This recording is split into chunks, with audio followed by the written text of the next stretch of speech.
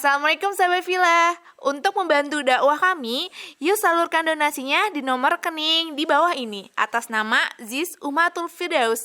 Yuk teman-teman semua, kita berinfak bersama. Assalamualaikum teman-teman, balik lagi nih di program Cinta, curhatan indah tentang agama yang muda punya kajian. Nah, gimana nih teman-teman puasanya? Ini udah kayaknya udah minggu-minggu ketiga, keempat, apa keberapa ya? Pokoknya udah cukup lama nih. Gimana nih targetannya? Udah kecapai belum nih? Dan sunah-sunah yang kemarin, apa udah dilakukan atau belum? Semoga yang kemarin-kemarin kita bahas, teman-teman melakukannya ya. Dan targetnya juga kecapai. Nah, hari ini kita bakal bahas tentang yang namanya hidayah gitu. Yang kayak teman-teman nih pasti suka dengar dan pasti suka ngomong, kayaknya aku belum dapat hidayah aja deh, atau nanti aja deh, kayaknya nanti aja deh pas aku udah dapat hidayah. Nah, kata-kata yang kayak gitu kita mau tanya nih ke Ustadz, hidayah itu apa, dan kata-kata itu tuh emang ada apa gimana gitu. Hari ini kita bakal bahas dan tanya langsung ke Ustadz. Hari ini juga udah ada nih Ustadznya. Assalamualaikum Ustadz. Waalaikumsalam warahmatullahi wabarakatuh. Gimana Ustadz puasanya? Alhamdulillah lancar. Nih, semoga teman-teman juga lancar ya Ustadz. Insyaallah. Sesuai dengan kajian-kajian yang kemarin Ustadz kasih. Insyaallah. Harus ada targetan ya. Harus ada targetan. Nah, udah ditulis kan kemarin targetannya apa gitu. Nah Ustadz sekarang nih mau nanya nih, karena banyak juga yang ini juga suka dengar nih, suka merasakan tentang hidayah gaya amat, hidayah Ustadz. Nah, hidayah ilahi.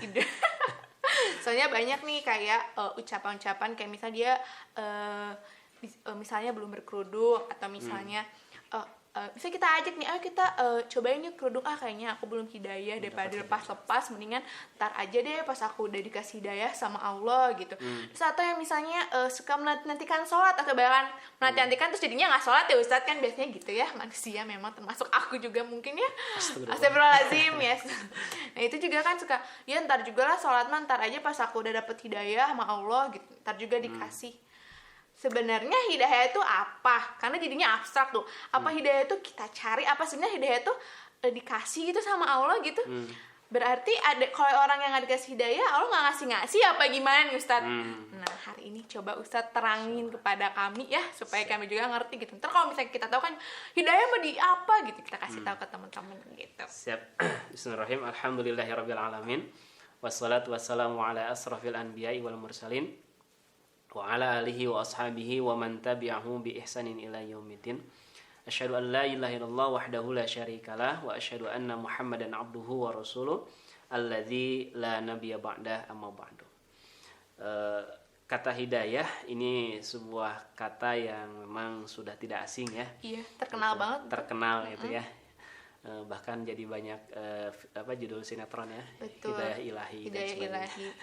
Baik teman-teman sekalian, sebetulnya dalam sehari itu minimal kita 17 kali mendapat hidayah, meminta hidayah.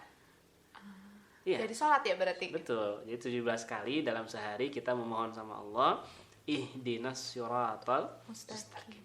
Tunjukilah hidayah. Ini tuh. Ihdina itu kan begitu.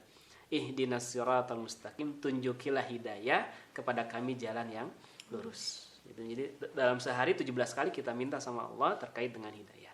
Nah, tadi apakah hidayah ini Allah ngasih sekehendak Allah gitu ya? Ini kasih, jadi pertanyaan jangan. Ya gitu. Jadi teman-teman sekalian, kita ambil contoh misalkan gini. Di depan kita ada minuman ya. Ini ada air, ada gelas. Sekarang ini, kita pengen air itu, kita liatin aja. Kira-kira bisa nggak gelas itu tiba-tiba nyampe ke mulut kita? Nggak bisa. Harus gimana caranya? Kita ambil atau diambilin orang. Nah gitu kan. Jadi kita ambil kemudian bisa sampai ke mulut kita. Hidayah pun begitu. Ya. Jadi gini, memang seringkali terkait dengan hidayah ini kita sering menyeragamkan terkait hidayah. Padahal hidayah itu banyak macamnya. Ya. Ada hidayatul hawas. Apa itu hidayatul hawas? Hidayatul hawas itu insting. Ya, jadi insting yang Allah berikan baik kepada manusia terlebih kepada binatang. Biasanya binatang hidayatul hawasnya, instingnya lebih kuat.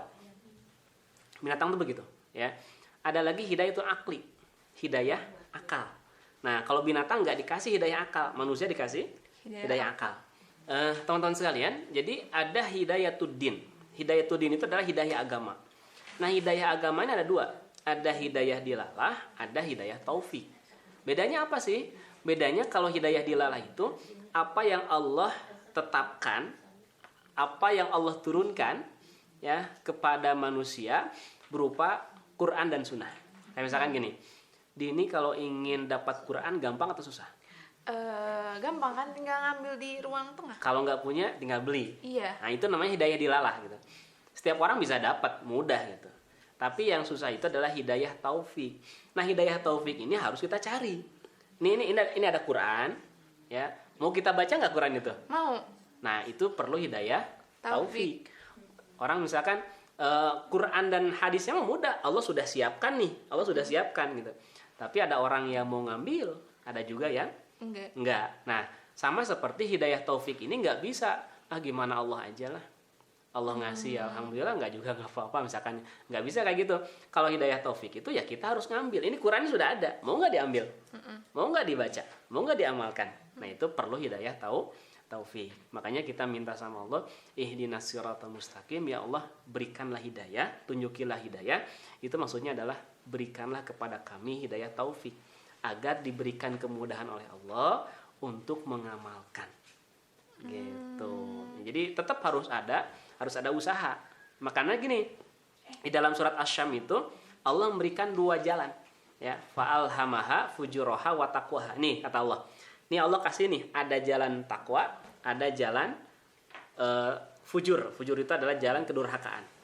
Nih kata Allah teh, ini ada jalan orang baik, ini ada jalan orang jahat. Dini pilih yang mana? Kalau itu hidayah akal kan pasti pilih yang baik. Nah, berarti kan Allah kasih pilihan tuh. Iya. Kita pilih yang mana? Sok silakan.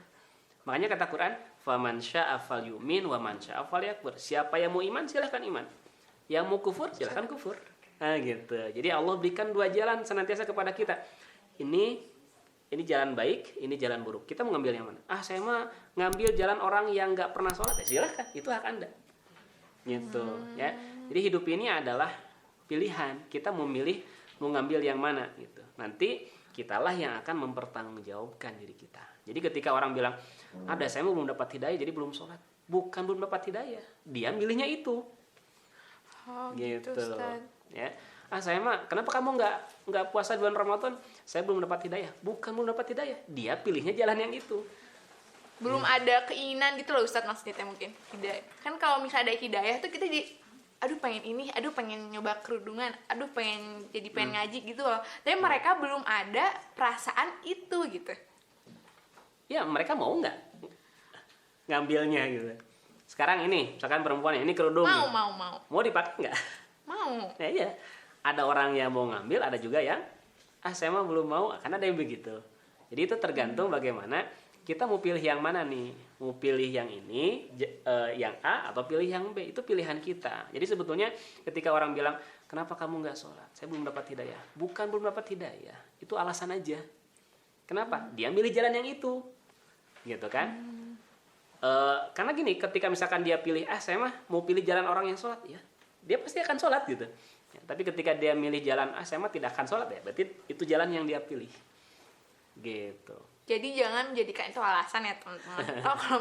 Kalau untuk mendapatkan jalan yang baik juga kita harus melawan hawa nafsu kita ya Ustaz. Kayak keinginan yang katanya itu, yang enak tuh jadinya kan yang jalan salah tuh jadinya agak enak ya Ustaz, hingga sholat. Kata gitu. siapa? Kayaknya. Ya. Gitu ya Ustaz. Gitu toh. Oh ya Ustaz nih, ini juga ada hadis yang menerangkan kayak gini Ustaz nih ya. Gimana? Kata-katanya begini Ustaz. Tidak ada seorang pun dari kalian dan juga tidak satupun jiwa yang bernafas melainkan telah ditentukan tempatnya di surga dan di neraka, serta ditentukan jalan sengsaranya atau bahagianya. Terus buat apa Ustadz kita begini? Kan kayak kan udah ditentuin sama Allah ya, udah berarti jalanin aja sekarang gitu. Apa itu bisa berubah karena kita jadinya sekarang itu tiba-tiba ya Allah saya mau tobat gitu, jadinya berubah, yang tadinya masuk neraka jadi masuk surga gitu Karena sudah ketetapan di sana gitu. karena kita berubah. Enggak, kalau ya betul ya, ada hadis tersebut ya. Betul. Jadi itu hadisnya dalam riwayat Imam Muslim. Iya. Jadi satu ketika Nabi sedang berkumpul dengan para sahabat beres memakamkan. Jadi beres makamin jenazah, kemudian berkumpul ya berkumpul ngariung lah gitu. Kemudian Nabi SAW bersabda, mamin kumina hadin, tidak ada seorang pun di antara kalian illa kutiba maq'adahu minan nari wal jannah, kecuali Allah sudah menetapkan baginya surga dan neraka. Si A surga, si B neraka, si C surga, si D neraka. Dini masuk yang mana? Ya Allah, semoga masuk surga. Ya. Nah sekarang gini, kalau Dini sudah tetapkan oleh Allah sebagai ahli surga, Amin, amin. tapi Allah. sehari-hari misalkan mengerjakan amalan ahli neraka, ujung-ujungnya mana? Neraka. Surga dong. Kan dari awal tetapkan ahli surga. Oh gitu. Ya. Tapi kan gak masuk. Sekarang gini, ada orang tetapkan sebagai ahli neraka. Kemudian sehari-hari dia mengerjakan amalan ahli surga. Tapi tetap karena sudah takdirkan ahli neraka masuk ke neraka gitu nggak? Enggak harusnya. Ya. Nah ini kita jangan keliru dalam memahami hadis ini. Ketika Nabi menyampaikan hal seperti itu, kemudian ada sahabat yang bertanya, ya Rasulullah, kalau Allah sudah menetapkan surga dan nerakanya, terus ngapain juga kita beramal? Betul, Ustaz. Ya, sudah saja kita pasrah dengan ketetapan Allah. Menjalani aja apa yang biasanya yang kita lakukan gitu. Nah, jadi itu orang, makanya ada orang-orang yang berpikir begitu, karena hadisnya sahih gitu.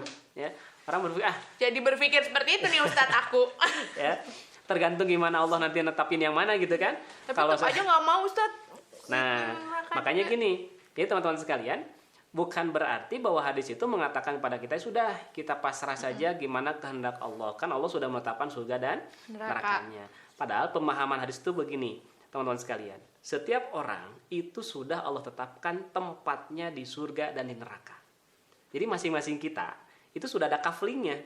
Dini sudah punya kafling di surga, kafling di neraka. Nanti mau ngambil yang mana? Surga ya Allah, amin. Nah, kalau ngambil yang surga, nanti yang kafling kasih orang ke orang lain gitu. Yang di neraka kasih ke orang lain. Ridho aku mau Ustaz ngasih gitu, juga. Ya. Nah, jadi begitu maksudnya. Bukan berarti bahwa Allah sudah menetapkan si A di surga, si B di neraka, si A di surga. Akhirnya ya udah terserah Allah aja kan kalau kayak gitu gitu. Tapi maknanya adalah tergantung kita mau pilih yang mana nih. Kita pengen mendapatkan orang yang bahagia selamanya atau sengsara selamanya. Karena masing-masing kita sudah dapat, kalau ini istilahnya apa? Ya kafling lah gitu ya. Perumahan nih ada di surga ada punya kita, di neraka juga ada nih. Ya. Nah, kita tinggal pilih yang mana. Mau pilih yang di surga atau yang di neraka. Makanya salah satu ciri gimana kalau apakah kita termasuk orang yang bahagia atau tidak. Nah, Nabi kemudian kasih kata kunci. Kata kuncinya apa? Kata kuncinya wa amma in kana min ahli sa'adah, kalau dia orang yang akan mendapatkan kebahagiaan, fayuyassaruna li amali ahli sa'adah. Dia akan dimudahkan untuk mengerjakan amalan-amalan ahli surga. Gitu. Tapi kalau dia orang yang akan sengsara, maka dia akan dimudahkan mengerjakan amalan-amalan ahli neraka. Jadi teman-teman sekalian, kita lebih mudah yang mana? Kita lebih mudah mengerjakan amalan ahli surga atau lebih mudah mengerjakan amalan ahli neraka. Nah itu. Jadi kalau kita dimudahkan oleh Allah mengerjakan amalan ahli surga, kita mohon sama Allah supaya Allah tetapkan kita, Allah istiqomahkan kita, konsistenkan kita sampai kematian, sampai menjelang kematian. Gitu. Nah kalau sekarang kita lebih mudah mengerjakan amalan ahli neraka, istighfar, minta ampun sama Allah, segera perbaiki diri, segera bertobat. Oh, jadi memang kembali kita meskipun ternyata kita dimudahkan untuk melakukan hal-hal yang astagfirullahaladzim gitu ya Ustadz. Jadi itulah waktunya kita untuk berubah 180 derajat ya Ustadz. Iya. Supaya kita membeli kafling surga. Insya Allah. Jadi bersyukur juga Ustadz, ternyata kita dilahirkan menjadi Islam pun menjadi kemudahan kita juga ya Ustadz. Berarti udah diberikan kemudahan sama Allah Subhanahu Wa Taala untuk mendapatkan kafling surga. Insya Allah. Tinggal dipertahankan. Ya, karena ada tidak jaminan anak lahir dari keluarga muslim, kemudian anaknya jadi otomatis muslim gitu kan. Kan banyak yang lahir di keluarga muslim tetap aja jarang sholat, jarang saum. Kan gitu. Semoga teman-teman enggak ya, semoga setelah mendengar ceramah nih kajian dari Ustadz tuh jadinya kita mah jadi semangat, bukan jadinya karena mendengar hadis yang tadi Dini bilang langsung kayak ya udah berarti gitu. Berarti tadi udah dengerin kan penjelasan dari Ustadz gimana. Jadi memang tergantung sama kita ibadah kita gimana, perjuangan kita gimana untuk mencapai kafling di surga gitu ya Ustadz. Insya Allah, amin.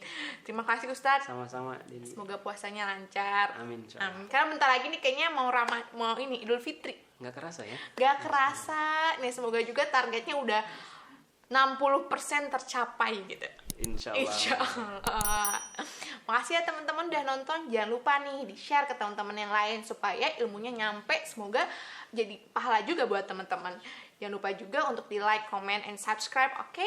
Makasih ya. Assalamualaikum warahmatullahi wabarakatuh.